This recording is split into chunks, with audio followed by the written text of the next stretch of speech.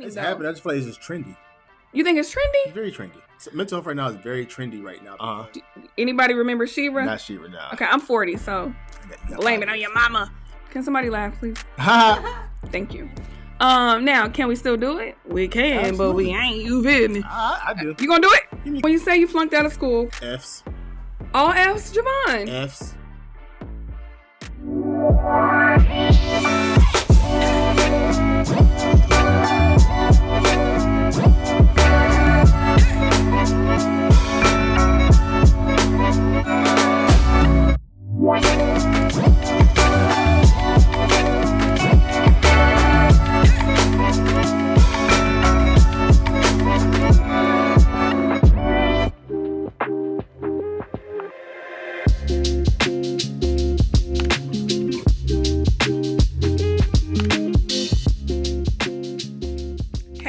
LaShana here, host of the Accountability On Demand podcast, and I have a special guest. So excited to introduce this guy. Actually, I'm gonna have you introduce yourself for the people. All right, what's going on, yo? My name is Joevan Palmer. I am known as the healing coach, also a therapist, entrepreneur, podcaster. You name it, I do a little bit of it, but my main specialty is helping individuals heal their traumas, come from trauma to triumph. Woo! You want to redo that? Nope. Okay. Look. You sure? Positive. You know what I love about that? He's like, you know what? No, nothing is perfect. If I stumble, if I stutter, this is what we're doing. And that's why I have you here, because I was actually on your podcast, Living Blessed, which is now... Vulnerable Moments. Vulnerable Moments. So the first question I want to ask you before we get into a cool icebreaker, what made you change the name of your podcast? It was because it was a dope name, and it was a spinoff of my clothing brand. Mm-hmm. But at the same time, I felt the name didn't live up to the content that I was producing.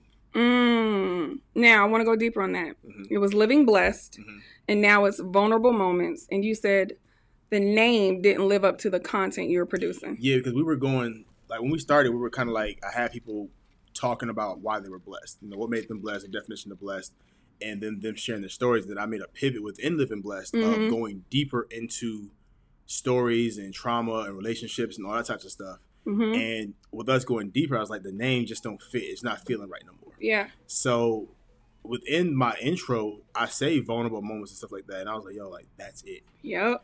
So I was like, yo, we about to pivot. And I had caught COVID and had to do an episode with COVID. Oh, wow. To introduce a new name and stuff like that. And here we are. But this is the thing. It seemed like everything happened for a reason. It just, even though I hear the word pivot, I feel like you were already there. You just kind of had to... Realign. To shift and realign. Whoop! Father God. Realign, family. Yeah, I'm all about alignment right now. This is my year of alignment and simplicity. Moment of silence. I am all about realignment and simplicity. I don't know about you guys, but for me, sometimes we literally do the opposite. Mm-hmm. We're not aligned. We're doing all the things, and things are so complicated, which then leads to confusion. Yeah. When you simplify, and Darnielle said this. If you guys don't know her, we'll put her info in the description. Simplify equals multiply. And I've been seeing on your TikTok and your Instagram about rest and being still. What is all of that in alignment and kind of tapped in? Absolutely. Tell me more about that. Yeah, because I was just in a position where I was just on go. I mean, it was nice where I'm working from 6 a.m. to about 11 p.m., hopping back up at 4 a.m. to be up at 5 for like a call time at 5 o'clock, 6 o'clock. And I was just on go, find myself stressed, tired, weight gain, not being, able to get done things that I want to do personally. Yep. I was in school. I flunked out of school, had to get back in school. What? Mm-hmm. When? Mid last year. And when you say you flunked out of school, because let's get the door, guys. F's. All F's, Joevan? F's. Okay. Do you mind if I ask? Ask what you want to ask. This is my question. Was it lack of motivation, lack of knowledge, or what's the other one? Those two. Lack of motivation or lack of knowledge, not knowing how to do the work? It wasn't that. I was just tired. Okay. I was just tired and I just couldn't get the work done because working, I was working for a major influencer and it was like a lot of like, you just had to be on, 24 on go 24. And that was that. trying to build your own business, make sure your finances straight, make sure your life is straight, make sure you're good, make sure people around you good. It was just like I was just going. And by the time I get home, I'm like, y'all want to go to sleep. Right. So when I hear tired, if I'm tired, I'm not motivated, right? Yeah. I'm not trying to say you got to be one or the other. Yeah. But I love that you're sharing this because I don't know about you, but I'm noticing a lot of CEOs, influencers, millionaires, billionaires talking about mental health and rest more reactively than proactively right now, which at the end of the day, as long as it's happening. So I love that. But I'm just so excited. No, as long as it's happening, it's happening. I just feel like it's just trendy. You think it's trendy? It's very trendy. So mental health right now is very trendy right now because it's the conversation on the influencer level. It gravitates people like, oh my gosh, my favorite influencers, they take care of themselves. It's just a trend. Like all these buzzwords that I hear, oh, my trauma. Oh, I've gone through this. It's in the third. But nobody's really like doing the work. Let me clutch my pearls. He talking. Do I got no pearls, y'all? Or zirconium? Zirconium, whatever. So you're talking about it. And we don't even need no icebreaker because this my fan. We just in it. So you think the reason why it's coming to the forefront is because it's trendy and the ones who are talking about it ain't really doing the work. They just kind of doing this? Yeah. Like there was a study. I'm going to grab my thing. I'm going to grab my phone. Can I leave real quick? Just real quick. Actually, can someone grab his phone for him, please? So we can stay in frame. You feel me? There's right here on the floor. Yep. That one, yep. So there was a study that was done by some people, and it was talking about the trend of social media, mental health and social media. Yeah. And it was talking about how pretty much majority of, here we go. So it says, Plush Care analyzed 500 mental health TikToks, and here's what they found. 83.7% of mental health advice was misleading. 9% of people giving mental health advice were actually relevant to give qualification. I would totally agree with that. So it's like, it's trendy. It's buzzwords. It's like, oh, yeah, mental health is a conversation right now that we're talking about. So let me jump into or pivot into mental health to kind of gravitate and pull my audience in. But it's like, I'm giving y'all mediocre advice. There's some things that you should leave to the professionals. Right. Oh, there's most some definitely. things that you can go and learn all types of stuff.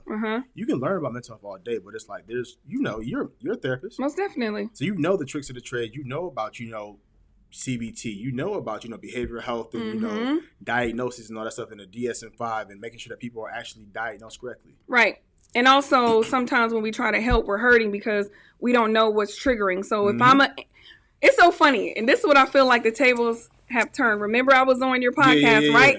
And I was talking about mental health influencers versus mental health experts and professionals. And you were sitting there like, and now I'm seeing a different kind of energy because now you've been able to see exactly what I was talking about. Yeah, absolutely. And I think the biggest thing to take away, guys, if you're not clinically trained, you could be damaging more than hurting. Like, self-care, go drink some water, go work out, go journal. Sometimes people need more than that when they're struggling, right? So what does a person do if they're passionate about mental health? They want to share it with the world. I don't want them to shrink and not share it all. So where's that boundary line so they're not projecting and promoting in a way that they really shouldn't be, but they can still support and advocate? Yeah, I would say start with advocating. Okay. 2, I would say sign up for a course. There's plenty of mental health courses out there that you can take from therapists, that you can take from, doctors who have actually created courses on who just want to get a certificate in trauma, who want to get a certificate in CBT, who want to get a certificate in just whatever expertise that they want to be knowledgeable of. Just get the information. Yeah. Don't just be going off your life experience because your life experience sometimes can lead you wrong. Most definitely. And secondly, go see a therapist. Like, talk to your therapist about the things that you want to express and ensure that hey, can we see each other for like 30 minutes, talk about my stuff? Maybe the last 10, 15 minutes, can we talk about, hey, I've been doing this stuff on TikTok, I'm doing this stuff on Instagram, and I want to share this message because I've been going through my own healing journey. And then that's where you can go, okay, cool, people, they come more relatable to you. And then within the relation is like, okay, you're still spitting off good information, but also let people know that this is not to substitute for therapy. Need a disclaimer. Yeah. For sure. Absolutely. I think people just spitting stuff out there and not giving the disclaimer like, this does not substitute for therapy at all. I love that. So tell us, where are you in life and business? It's a loaded question, right? Very. You like, the fuck? So let me drill down and ask that again. Okay. So when it comes to life and business, because I know you've kind of pivoted and kind of shedded off some things and emerged with some things. What does that look like for you and why? So recently I was working as a podcast producer and a project manager for somebody here, a local influencer. Yeah. And I had to make the toughest decision of my life, which was leaving that influencer and to go actually do my own thing. Yep. And I got the opportunity because my name was put in rooms that I didn't know was there. And I got a phone call about it. And I was like, I got to take it. Yeah. I've been praying for, I've been studying for, I've been working for, and this is in alignment with what God has called me to do with my life. So I had to sit down with myself to make sure this is what I wanted to do. I had to sit down with that individual to have that tough conversation because I worked with them for over 5 years. Most definitely. And it's like, when you work with somebody that long, they're like family to you. And it's like, you got to leave them, leave the whole area. It was tough because I had to leave, like, what people would say, oh, this is a dope opportunity. Yeah. To become and get immersed in what I wanted to do. So now I'm a therapist and a paraprofessional. We're helping individuals like kids, men, families go through some of the situations that I've gone through similarly. And then also get through some situations that I've never been through. I love it. And honestly, guys, I think sometimes we could be comfortable in a nest to where our wings will get clipped because we've been sitting in that nest and we are not flying. And so I heard you say leave, but I feel like relocate. And like it's just a reframe of it because at the end of the day, kids grow up, they've learned what they learned, they've embraced themselves, and now they go and relocate to a different area. Like my 20-year-old is relocating. It hurts. I want to make sure she's safe. But sometimes if we enable, nobody grows. True. Right? True. And one thing that I believe in, if you stay too long, it's damaging to all parties because the zest, the motivation, the energy, the synergy diminishes. So I think it's a win-win for everyone. For sure. When I call it change resiliency. I don't even know if that's a thing. I made it up. It is now. Bingo. Change is hard. Very. New school, new makeup, new producer, new videographer, new editor. Oh my God, is it going to be the same? Did I waste my money? All of this overthinking, overanalyzing, and pessimistic thinking comes. But let me ask you this. What came out of that relocation? So the crazy thing is, like, when I stepped into this relocation, doors... That's what I'm talking about, family. He learned real quick. When I stepped into the relocation, doors just started opening up within the contract that I have and my business as well. Yeah. I have individuals that I work through with my contract at this local agency. And then I have my own agency where people just been like, yo, like, I want to work with you. Yep. I haven't done much marketing for who I am, what I do. I may have put like maybe 1 or 2 flyers out there. That's it. But based upon the work I've been producing on social media, based upon what people know about me, my calendar has been getting booked up. He ain't even got to market, family. So what does that tell you? That tells me that I made the right decision. That, you know, when you step, like you said, everything that you just said was confirming to what I needed to do. It was like no longer sitting in the shadows in the background, you know, just kind of playing the number 2 role. It's not for me to step up and be the number 1 role in what God has called me to do. Yeah, for sure. And I also think that because I'm not going to say niche down, but you went deep in what you're doing, that makes you literally the obvious choice. Yeah. No one's like, I need a therapist. People are specific. I need a trauma therapist. I need a sexual, whatever. We need specific kind of support. So it's funny, I did a reel the other day. When you set vague goals, you get vague results. When you look for vague support, you get vague support. Absolutely. So I love what you're doing. And I don't even think I had you introduce yourself. Like, I heard you do a glimpse, but can you really tell people what you do? That way, if they need you, they can literally help out. Yes, I help people who have experienced sexual assault or sexual traumas pretty much reestablish trust. I help you pretty much release all the suppression, because with sexual assault comes lots of suppressions from whatever age that it happened at. So for me, I was stuck at 12 years old. So I had to go back and speak to my 12-year-old self for probably about 1-2 years to really understand who I was, who I am, and then pretty much the stuff I've gone through. It helped me realize that it didn't define me. Yep. And also help, you know, pretty much redefine your life. A lot of men, especially who've experienced sexual assault, they don't get the opportunity to really express who they were. Yeah. What happened to them. Because they feel like they're going to be judged. They feel like society is going to look at them funny and different. I know that because I've been through there. I've been through the ups and downs of what anything that comes with sexual assault that's a stereotype or a stigma, I've experienced it. It's not like I'm just talking this stuff from a book and I've read this stuff and I've gone to school for this. This is like real life experience that I'm spitting back at you. And I realized that, one, there's not a lot of men out here who's doing this type of work. There's not a lot of men out there speaking to other men who need another man who can say, yo, like, I get you. I understand you. What you're going through is valid. So that's where I work with women as well, but my main priority is like men right now because our men need it. Most definitely. And when you did your masterclass and you shared your story and you continue to share your story, I was just so excited because when one person shares their story, someone else viewing is like, oh my God, that happened to me too. And if he can share a story and he's still alive, he's still well, that's going to give me courage to share mine too. So a lot of us don't realize that our story is not ours. Yeah. And that was tough for everybody else. That was tough. I'm like, because you got shared. I'm like, I'm not sharing none of this. Right. My therapist was like, yeah, you got to. I'm like, nope, I ain't doing it. And then she made it make sense to me when I expressed it to like 5 of my friends in my group chat. Because in therapy, she was like, yeah, I want you to tell everything you just told me to 5 of your closest friends. I was like, what? Nope. Whew. And I finally did it. She's like, well, we just sit here then. And I was like, okay. So I finally mustered up the courage. You're right. You know, therapists, like the real ones.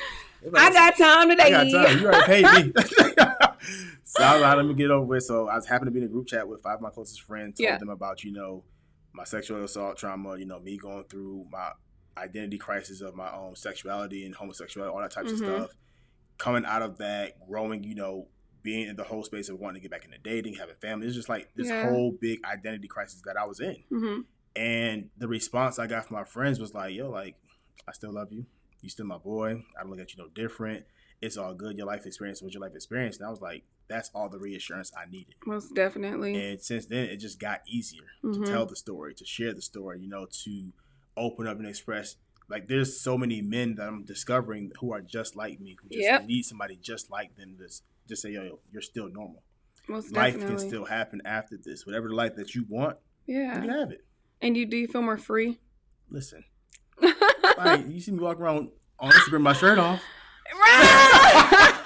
Oh yeah, I forgot about that. That's what's up. That was part of my journey because sexual assault, you don't just cover up what happened. You cover up your entire body, your entire life. Whew. And for the longest, I was ashamed of what my body looked like, the weight gain, the weight gain, the man breast, the big thighs, the stomach. And I was like, yo, like, this is your life. This is your body. You have to love it. You live with it. You see it every day in the mirror. You get in the shower. You see it. So it was this one exercise that I did that really helped me to start loving my body, which was naked affirmations. Okay. I would tell myself affirmations every day before I get in the shower. And after I got a shower, I would not put my towel. I would dry myself off. And that's it. And I would be sitting there naked and unashamed of who I was. And I would affirm myself and affirm my body. And did that help you to continue to kind of share publicly about, Yeah, I shared it publicly on Instagram during my masterclass. Yeah. Went viral one time for a motivational video I was just doing. And that went crazy. And then the whole tagline, the whole MIDI campaign just popped up. I wasn't looking forward to it, but like, it was more so like because there was so much negative comments in the comments. I was like, oh, y'all playing. Y'all met y'all match. Y'all realize y'all not hurting my feelings. Y'all just putting fuel on the fire. Hello. Okay. That was it. So it's just when you realize that you become whole and that you're still continually just healing. I tell people all the time, you don't heal. Healing is what we're going to do continually. I remember to this day what happened to me. Yep. I'll never forget. If you ask me, yo, if you were an artist and say, I want to draw out what happened to you, the picture would look like you were there.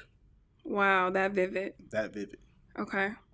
So what would you tell someone, I really want you to look right here, if there's someone who has had something happen, I'll call it happen for you, like what would you tell them if it's all in here and as you know, it affects mind, body, and soul, it's in their heart, it's in their stomach, it's in their head, it's in their butt, it's in their feet. I'm not being facetious, y'all. No, she's being for real. What would you tell them if they're on the brinks of sharing, but it's something still holding them back? I would say share it with yourself. Like have a conversation with yourself, journal it, or sit down, record yourself a video. Get yourself a camera, put your phone up and record a story to yourself that you were trying to tell somebody. Second, I would say go and seek out help, professional licensed help, because this is not something I personally believe this is not something a coach can help you through. I feel like a licensed therapist who's skilled, who knows the trick or the trades can get you through. And then find your closest friend. If you just say, you know what, I'm not ready for therapy just yet, find some close friends that you trust that you can just sit down with. For me, it was like my 5 closest friends, and then it was my best friend who I love and adore, who I knew who can affirm me. Find people who can affirm me. If you don't have those people, reach out to me. You can hit me in my DMs and we can talk through this thing and really help you get through it. Because my thing is, you don't have to live with this alone. I lived with my trauma for over 15 years by myself. Mm-hmm. And that was some of the worst years of my life because I missed out on my childhood.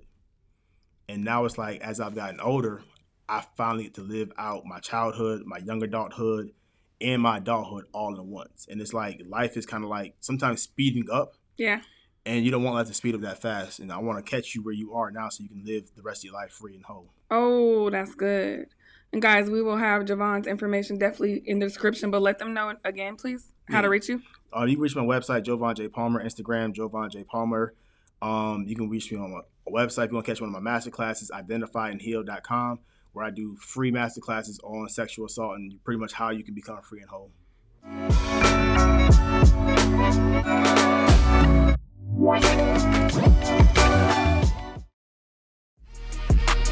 You are listening to the Accountability on Demand podcast with host LaShana West, your business therapist and mindset coach, to entrepreneurs and CEOs who are ready to level up in life and in business.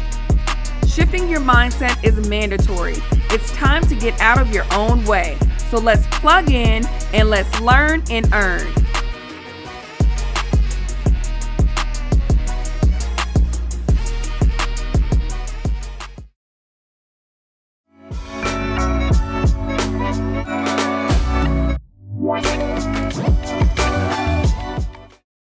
So listen, talking about childhood and inner child, I want to wrap up with a few kid-friendly questions where we can tap back into our childhood. Mm-hmm. What was your favorite toy to play with growing up?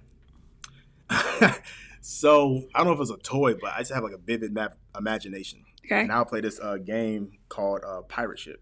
Okay. Where I took all my pillows I had a bunk bed, and the bottom bunk I just took the box spring out, and I was on a boat, and I would just play Pirate Ship. Wow, by yourself? By myself.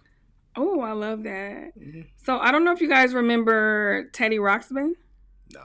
Okay. How old are you? I think. It's a little beer, right? Yeah. Yeah. Okay, I'm like, the fuck? That's fine. Sorry, y'all. I feel like cussing today, okay? This ain't for kids. Teddy Ruxpin, She-Ra. Uh-huh.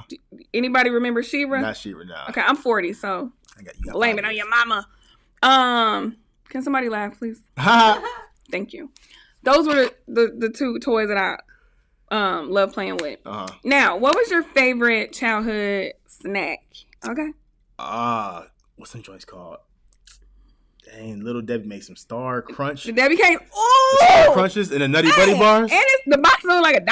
Yes, they still cheap, right? I don't know. I don't eat them no more, but that's what it was. That's what's up.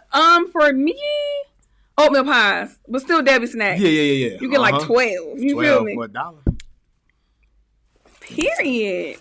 Don't worry about it. Okay. Don't go and get Debbie snacks, okay? Just because we talking about it. No. All right. So I'm gonna let you come up with the last question. I know I'm putting you on the spot, but I'm literally thinking of these off the dome, and I'm still talking, so he can be thinking about what he gonna ask. You feel me? So what is your child-friendly question that you have for us before we wrap up? Child-friendly question. Yeah. I would say, what was the one thing you wish you could do as a child but you didn't, or say? So when I was a kid, what I wish I could say or do? Yeah. Huh. I wanted to be famous and be a singer on TV. You know what I'm saying? I just want to be a singer. Yeah, just like, and I think it's like seeing them with the glitz and the glam and walking around on stage, and if they could dancing. Yep. Now, can we still do it? We can, absolutely. But we ain't. You feel me? I do. You gonna do it? Give me a karaoke mic. Oh, you already know that's my thing. Don't try because we got one in the corner. But I loved Whitney Houston, and I used to sing I Believe the Children Are the Future. I think that's the title, but y'all know what song I'm talking about. Right. Y'all want me to sing it? No. Thank you for saying no. But just because you did that, because I'm oppositional defiant. ODD. Google it. No, I was playing. I'm a pause because. Okay. Anyway, hold up. Doodle. All right, I'm back. That was funny, right? So yeah, like I loved Whitney Houston. Like, yeah. So one thing that I want to share with you is I'm so proud of you. Thank you. Like, and it has nothing to do with your expertise or who you worked with or the work that you do. It's because who you are. I remember us meeting. I remember us connecting through the social group. I remember me on the podcast, us here now. And guys, sometimes we can lose ourselves in entrepreneurship, whether we're front and center or whether we're behind the scenes. And when we heal while building, that's the upper echelon. That's the millionaire, billionaire. That's the thing that I am proud of for us. So I just want to tell you, I'm so proud of you. And this is just the beginning. And you got to come back and see us on the Accountability on Demand podcast. Absolutely. Awesome. Anything you want to share and wrap up before we leave? Yeah. Just start healing, y'all. Just start healing. Get down and hold yourself accountable. Mm-hmm. When you start holding yourself accountable, you start healing. When you start healing, you start becoming a better person. You attract the right people you need in your life. Attract, not chase. Organically attract. For example, I want to go on a tangent, but you said once you relocated, opportunities just started coming and they were in alignment, things that you dreamt and wished for, and you didn't even have to go seek. They sought out you. Literally before I got here, I just got a call for another opportunity. What? Literally. They just flowing like butter. And that's how it happens, y'all, when we stop being hyper focused on something and we just flow. Right? Yeah. And be still and rest. And what's your other one? That's it. Be still and rest. Yeah, be still and rest. You trying to rest this weekend? What's up? We trying to rest? No, I'm turning up this weekend. I'm playing. But the reason why I did that, y'all, we got to get hype about self-care and self-love and healing like we are about drinking, hookah, all that. Okay, I'll stop because we go on a tangent. So I want to thank you so much for being on the Accountability on Demand podcast, guys. Make sure to check out the description area. You'll see all of Joevan's information. And also, if you would like to be a guest on our podcast, make sure you DM us on Instagram at Accountability on Demand, and we will look at having you as a guest because we want to share your story. And I'm looking for the silent killers and the secret killers. And what I mean by that, the ones that are making impact that nobody knows about. That's who I want to have in this chair. So if that's you, let us know. Absolutely. Bye, guys.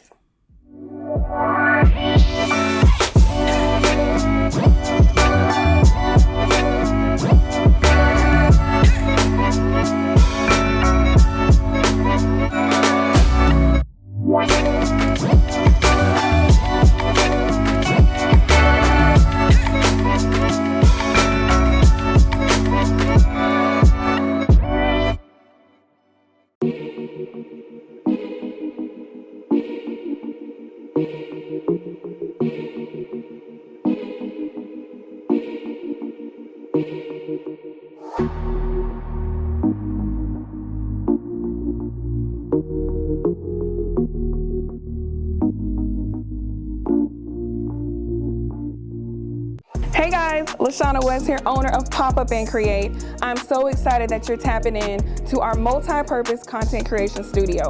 At Pop Up and Create, it is a creative's haven. Co-working, photo shoots, podcasts, events, the whole nine. So if you're wondering, where do I go to create? Pop Up and Create.